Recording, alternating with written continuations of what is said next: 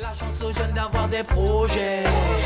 Le gouvernement nous le promet. La problématique ou les problématiques des jeunes étudiants originaires d'outre-mer et venant d'outre-mer est plus complexe que pour n'importe quel autre jeune étudiant de l'Hexagone ou né dans l'Hexagone, ayant fait toutes ses études dans l'Hexagone.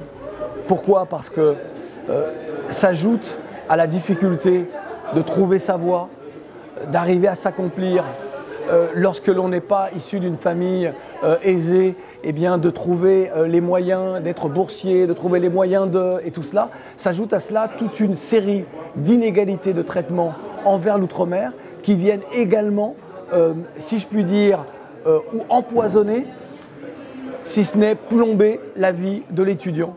Il y a sur tout ça aussi tous les imaginaires, c'est-à-dire qui pour moi sont à reconstruire, mais tous les imaginaires, la perception que l'on a de l'autre. C'est-à-dire que lorsque l'autre est ou issu d'une région lointaine, ou lorsqu'il est non blanc, ou lorsqu'il est issu d'un milieu social défavorisé, parfois il peut tout cumuler, eh bien, on a un regard sur lui qui n'est pas le même et il n'a forcément pas les mêmes chances dans une société où tout doit être uniforme et où la normalité, ce n'est pas être noir ou métissé et issu des départements d'outre-mer. Et on voit bien, au moment de la nomination, par exemple, du gouvernement aujourd'hui, premier gouvernement Ayrault, on a vu que la nomination des gens d'outre-mer a laissé certains journalistes, éditorialistes, dire dans les médias qu'ils étaient tantôt issus de la diversité, tantôt issus de l'immigration. On voit bien donc, à aucun moment dans l'esprit de ces gens, tous ces ministres-là sont des Français. Et on a la même problématique lorsqu'on est étudiant, parce qu'on est moins fort lorsqu'on est étudiant, parce qu'on est en train de se chercher, on est en train d'essayer de trouver sa voie, on est en train de trouver les moyens de faire ses études et dans les meilleures conditions possibles, et on doit faire face à tous ces préjugés-là, et on n'est souvent pas armé pour les affronter. Donc à la fois dans mon propos, il pourrait y avoir beaucoup de pessimisme, après un an, après mes premières déclarations, non, il n'en est rien évidemment. Moi je suis un éternel optimiste, je pense que de toute façon la vie est un combat et que l'on doit se battre quoi qu'il arrive pour tendre vers cette grande civilisation qui ferait fi de la couleur de la peau, des origines, des comportements des uns et des autres. Mais dans la réalité, c'est plus dur pour certains. Alors comment faire pour que ce soit moins difficile? Je dis souvent que ça part d'une vraie volonté politique. Et qu'au moment où nous parlons, la volonté politique n'existe pas suffisamment.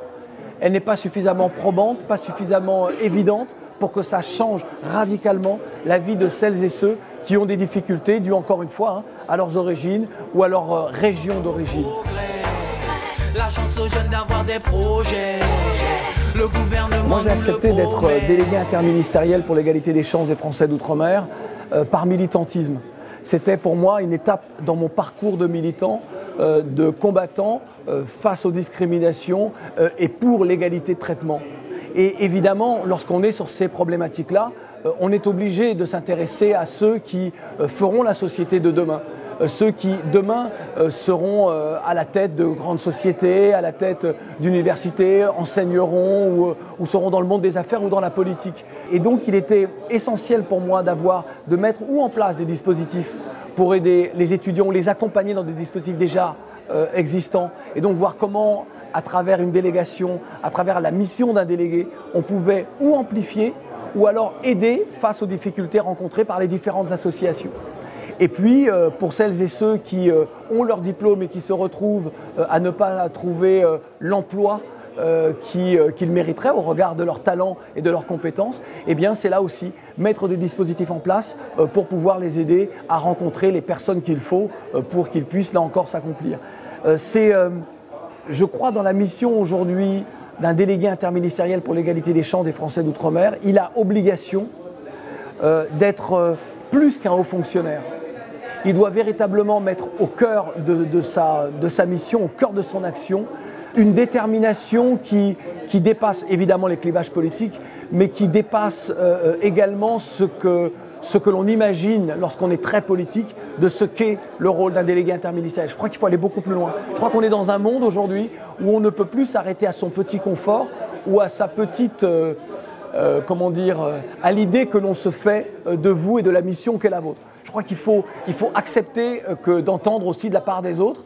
Vous êtes un drôle de délégué interministériel, mais ne pensez-vous pas outrepasser vos prérogatives? Ne pensez-vous pas là avoir un langage qui n'est pas celui d'un délégué interministériel? Je crois qu'on est dans une situation d'urgence et je crois que les combats que nous menons ne relèvent pas d'un sprint, mais d'une course de fond. Donc il ne faut pas hésiter, à transpirer, il ne faut pas hésiter à se battre, il ne faut pas hésiter à dire ce qu'il faut dire et faire ce qu'il faut faire. Et donc face à la difficulté d'une grande partie des jeunes d'outre-mer souhaitant étudier ici, par exemple au moment où nous enregistrons cette interview, eh bien je peux vous dire que certains jeunes sont en difficulté pour la rentrée de septembre pour obtenir des chambres, comme l'année dernière d'ailleurs. Et ce n'est pas possible que chaque année, on se retrouve face aux mêmes difficultés. Ce ne sont pas des difficultés de jeunes qui n'arrivent pas à trouver parce qu'ils s'y sont mal pris au mauvais moment.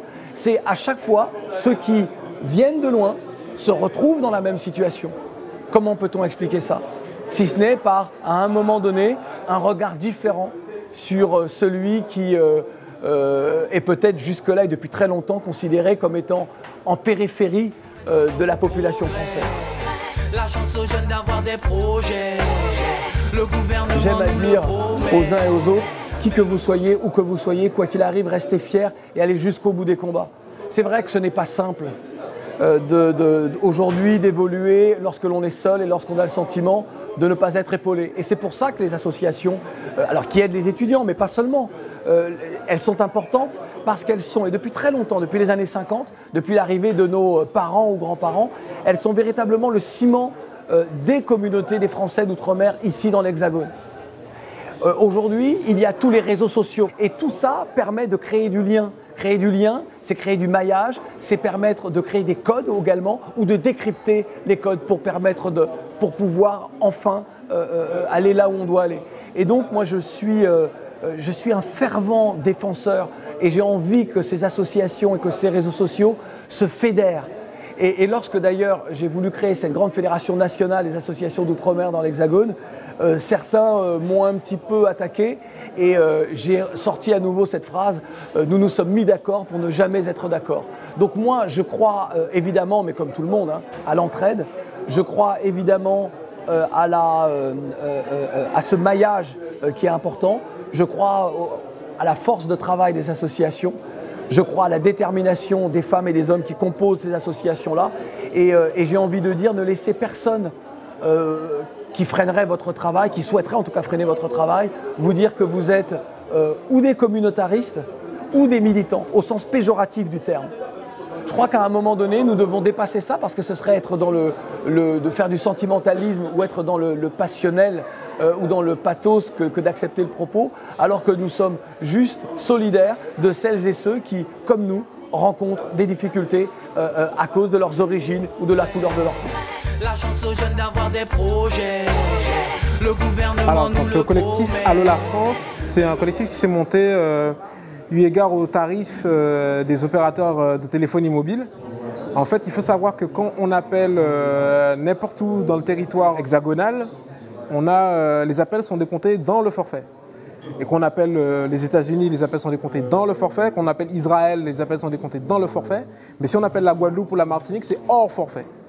Donc pour ceux qui vont venir de Guadeloupe, de Martinique ou de Réunion et qui vont venir en France, il ne faut pas croire qu'en prenant un forfait ici, qu'on va dire mais voilà c'est 20 € par mois, forfait bloqué. En fait, les appels qu'on va passer vers les mobiles en Guadeloupe vont être décomptés hors forfait et donc vont se rajouter sur la facture. Et par rapport à ça, donc le collectif s'est mobilisé parce que c'est clairement une injustice faite à des citoyens français qui n'ont pas le même traitement. Donc le collectif s'est monté et essaie de mobiliser tant au niveau politique qu'au niveau des instances spécialisées dans les questions de téléphonie mobile.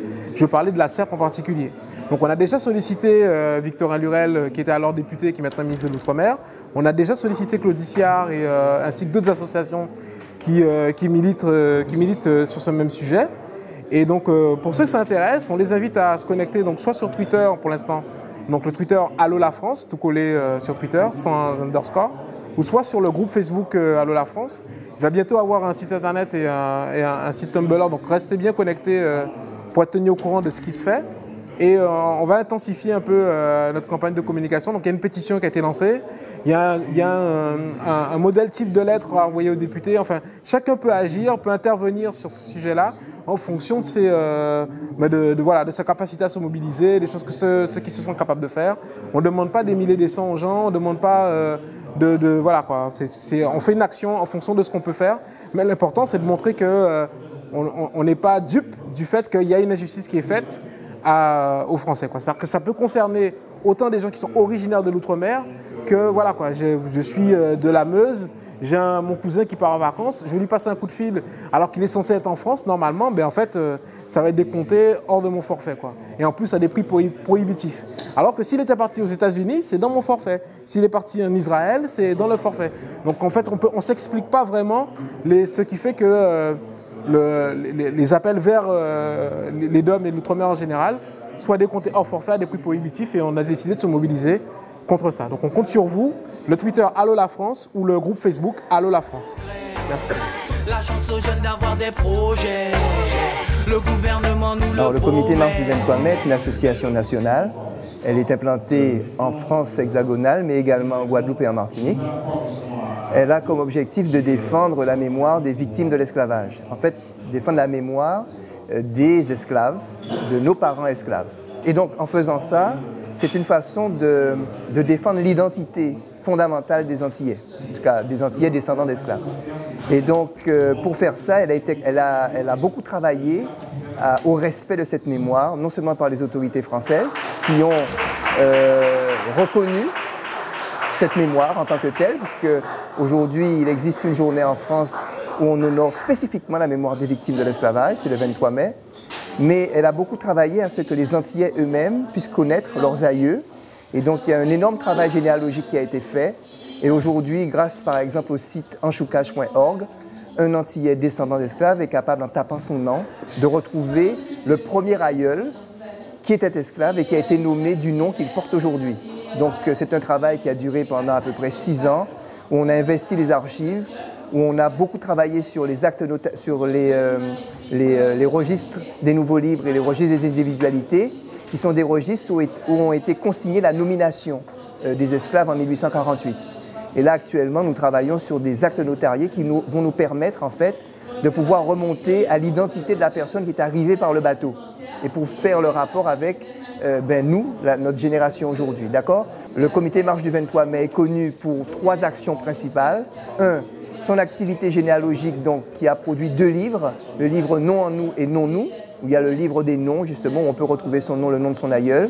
Le mémorial itinérant, qui est une série de panneaux, de 300 panneaux à peu près, de format A0, où il y a les noms, matricules et prénoms des aïeux nommés en 1848, et qui permet d'exposer ce mémorial un peu partout en France, de façon à faire connaître de façon très concrète cette histoire. Et deuxième action du CM98, c'est qu'il a créé une université populaire qui enseigne l'histoire, l'anthropologie, l'économie des pays Guadeloupe, Martinique, Guyane, Réunion. Et enfin, c'est l'organisation du 23 mai, qui est la journée qui rassemble des milliers d'Antillais chaque 23 mai à Saint-Denis, et qui est un point de visibilité maximale du monde antillais, donc vivant en France hexagonale. Pour nous contacter, c'est simple, c'est cm98.fr. Si vous voulez votre nom, c'est enchoucage.org. Et puis si vous voulez vraiment venir nous voir, c'est aux 3 Villas du Rivacelon, dans le 20e à Paris. Alors je tiens à signaler que nous sommes une association, une des rares associations qui a été capable qui paie son siège sans subvention à Paris, parce que ses membres sont des membres extrêmement actifs et extrêmement engagés. Voilà. La chance aux jeunes d'avoir des projets. Le gouvernement nous le promet. Je suis responsable de la Bred Réseau Plus. C'est le seul espace bancaire donc, dédié aux ultramarins et qui est situé en plein cœur de Paris. Donc nous sommes là depuis août 2007 et on sert un petit peu de passerelle en fait entre les départements d'outre-mer, donc Guadeloupe, Martinique, Guyane, Réunion et Mayotte, et la métropole. Et on accompagne donc les ultramarins pour leur installation en métropole. Donc pour tout ce qui est financement, pour les frais de scolarité, pour les frais d'installation, l'achat de matériel, pour la caution bancaire, quand les agences ne prennent pas la caution de leurs parents. l'aide à la recherche de logement avec Foncia, les assurances pour les logements, pour les voitures, responsabilité civile. Et voilà, on les accompagne vraiment pour qu'ils soient à l'aise le mieux possible, en tout cas à leur arrivée en métropole. Donc il y a la partie étudiante, mais il y a la partie aussi jeunes actifs, donc pour ceux qui viennent de rentrer en activité professionnelle, pour tout ce qui est toujours donc la caution de logement ou alors l'aide à l'installation en leur faisant des avances sur les premiers salaires, les prêts, trésorerie diverses, voilà. Donc concernant les étudiants ou pour ceux qui viennent en formation professionnelle, on fait les avances sur bourse et les avances sur rémunération et on leur finance également le dépôt de garantie quand ils sont logés dans des foyers. Et je laisse quand même nos coordonnées si jamais ils veulent rentrer en contact avec nous pour avoir plus de renseignements. Donc il y a le 01 44 78 62 08 ou l'adresse email réseauplus, @bred.fr. Donc n'hésitez pas, nous sommes vraiment là pour vous aider et vous accompagner. La chance aux jeunes d'avoir des projets. Le gouvernement nous le promet. Je suis membre de l'association L'École Belay. Alors c'est une association qui apprend à danser le belay, mais aussi à le chanter et à jouer. Voilà. Donc le belay, c'est aussi ce qu'on appelle chez nous en monnaie vive. Donc c'est une façon de vivre. Il y a plein de choses. C'est quand même potomitan de la culture martiniquaise. Alors j'ai fait du gros cas auparavant, donc j'ai pu côtoyer et apprendre des choses sur la culture guadeloupéenne. Donc il y avait des Martiniquais qui faisaient du gros cas, il y en a. De la même façon qu'on a des Guadeloupéens qui viennent faire du belay. C'est très important pour nous que ce soit ouvert à tout le monde. On a également des métropolitains qui viennent faire du belay avec nous. Donc il y a deux parties. Il y a la partie apprentissage, donc il y a des cours tous les samedis soirs. Il y a des cours de 18h à 21h30, c'est à Ivry sur Seine. Alors je donne le Facebook, je vais le rappeler tout à l'heure. C'est l'école Belay Paris, donc c'est sur Facebook. Donc l'école L-E-K-O-L, Belay B-E-L-E. Donc vous pouvez nous retrouver sur Facebook. Il y a la partie apprentissage de samedi soir sur Ivry, 21 rue Barbès. C'est la salle des longs sillons. Voilà. Donc ça, c'est la partie vraiment apprentissage. On prend des cours pour apprendre à danser le belay. Il y a une autre partie donc, sur ce qu'on appelle l'école musique. Donc on va apprendre à jouer au tambour, à jouer au tibois. On va apprendre à chanter, ce qu'on appelle chez nous la voix d'ayet. Et donc là, il y a des cours le mardi soir. C'est également sur Ivry.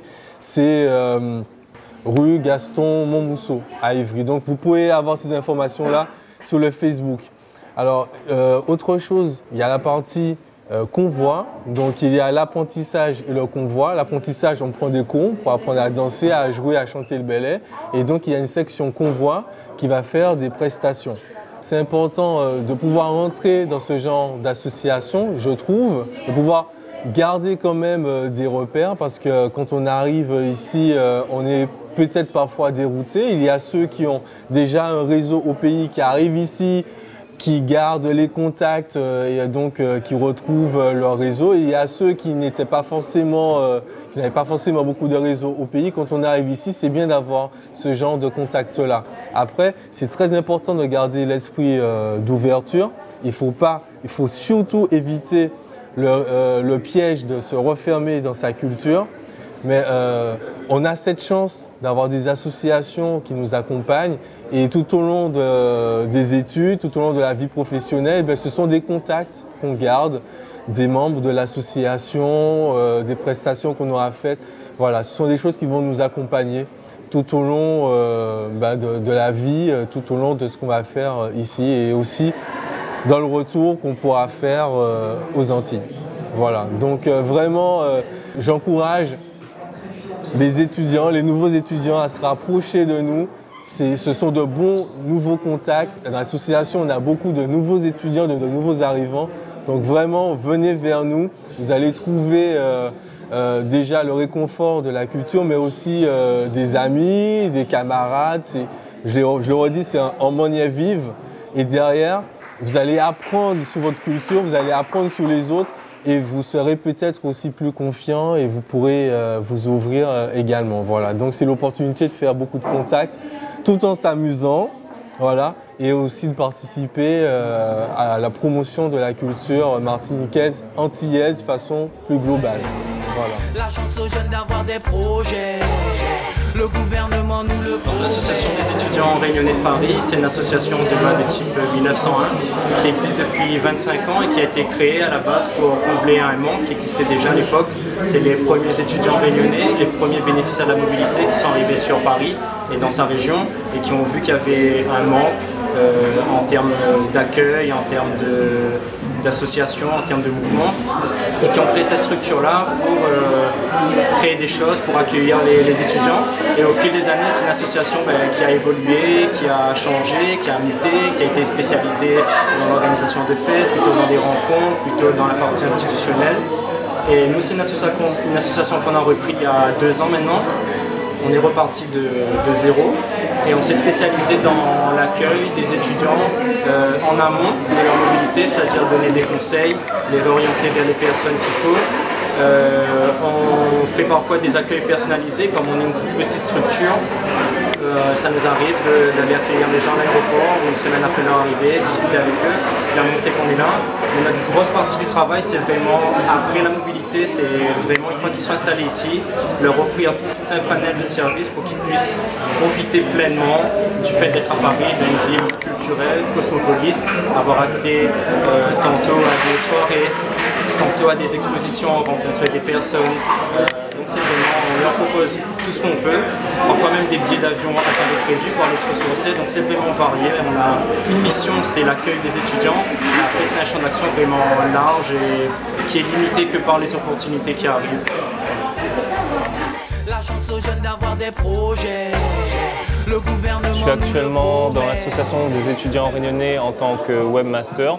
Je m'occupe principalement de tout ce qui tourne autour du web, c'est-à-dire le site web ou même les partenariats avec certaines personnes qui peuvent être représentées sur notre site. Pour continuer en fait la description de l'association, elle est composée donc de 4 pôles. Le pôle administratif, le pôle événementiel, le pôle communication et le pôle web. Ces 4 pôles en fait nous permettent de traiter divers problèmes comme les événements qu'on souhaite organiser. Dans l'équipe, on est à peu près une dizaine. Chaque personne a ses compétences qui permettent de traiter donc ces problèmes d'une rigueur assez satisfaisante. La chance aux jeunes d'avoir des projets. Le gouvernement nous le promet.